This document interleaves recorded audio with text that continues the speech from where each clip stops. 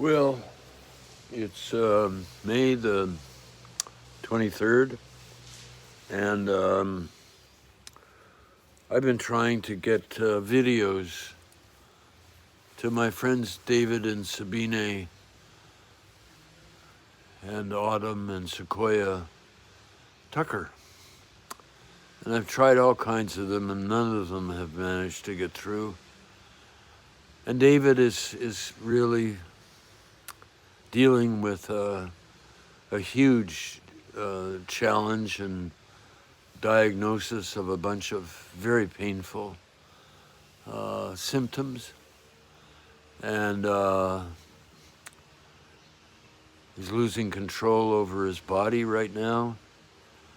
And he has trouble talking. And I know that he's learning to not be ashamed of suffering and not be ashamed of asking for help. And people are coming to help. He and his wife Sabine and his daughters, Sequoia and Autumn. And they're having to learn these terrible lessons, brutal lessons. I think these lessons will be valuable to them when they allow them to feel how hard it is. But right now, I think it's so hard they can't even feel how hard it is. And I haven't heard from them, any of them, for a long time because I know they're all busy. And I know they love me, and I know that they know I love them. And I'm very, very sad, David, Sabine, Sequoia, Autumn, that I can't wave a magic wand and make everything better. And people are coming around, and I understand that David is on the East Coast. They managed to fly him in a very expensive seat because he's so uncomfortable. That must have been awful. And he's getting these treatments, the cutting edge treatments from some doctors, and they raise his body temperature so high that he left a message with somebody, and he said it's like 1 second at a time that he's just staying present. And you know, David and Sabine and Sequoia and Autumn, they are healers and teachers and visionaries and warriors all wrapped up into one, and they're in training. And they're in training, living their suffering. And later on, they will be able to help other people who are suffering. As that's what happened to me. And I think that's what's happening to you if you're watching these programs. That, you know, we're all healers and teachers and visionaries and warriors, and sometimes big, and, you know, people like Renee, forget her last name, and all these other people who are making podcasts and giving performances and writing books and giving lectures and things. Everybody's trying to help. And even the people who focus on what's wrong and who are doing things that everybody else is saying, oh no, please don't do that. They're trying their best. I've got full compassion for everybody. Everybody's doing our best. And some people feel like they're enemies and they're evil and they're bad, but no, they're just part of life. They think they're doing the right thing. And the question is, can we all wake up to something we all agree on? And I think there's lots that everybody agrees on, only nobody wants to talk about that right now because we're all so fricking frightened by this virus. And I woke up this morning thinking, holy cow, maybe this virus, maybe these conditions that David has, where's the good in them? You know, is this COVID virus fighting other viruses? You know, maybe viruses around isolation and consumerism and using up resources, and maybe wakening up to, whoops, everything's sacred here.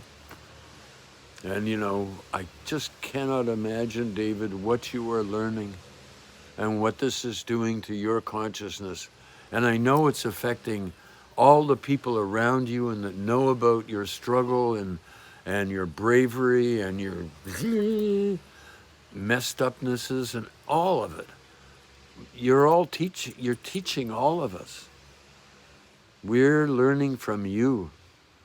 And you know, some of us have learned to kind of learn the simple lessons first. Like, do I like it? Don't I like it? Well, I don't like the idea of, you know, not being able to talk. And I don't like the idea of, you know, well, I'm feeling so dependent. But it's been important for me to learn how to be dependent and to ask for what I want and be happy if I get it and happy if I don't get it, because something else is going to happen. So my challenges of the last 3 or 4 years and all my life have contributed to, well, where's the good? Look around for the good and find those places inside me that are healing. And my new friend, Albert Nuremberg, is using hypnosis and laughter with me to help me drop into healing places that I didn't know existed. So anyway, David, Sabine, I've rambled on long enough, but now this will get transmitted up onto Grandpa Ricky's video closet, which is like pretty messy, and then I'll be able to send you a link, and maybe you'll get a chance to see this and just know how much I love you. And I want to sing you a song. I love you, I love you, I love you. I send you the good energy from the irises. I send you the good energy from the bay tree. I send you the good energy from the spice bush tree. I send you good energy from the birch tree. I send you good energy from the fir tree. I send you good energy from the redwoods. I send you good energy from the palm. I send you good energy from the blue sky.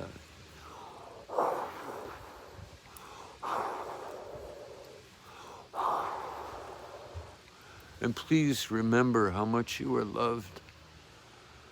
So many people love you. Oh my goodness.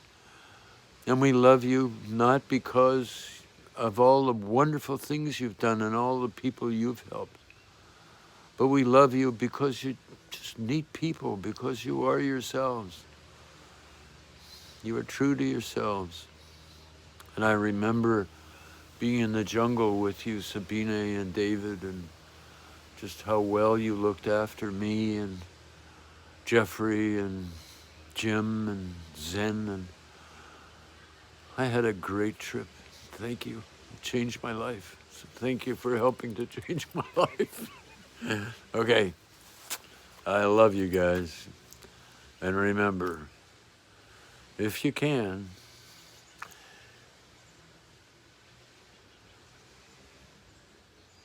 stay on keeping calm and carrying on. That's the work.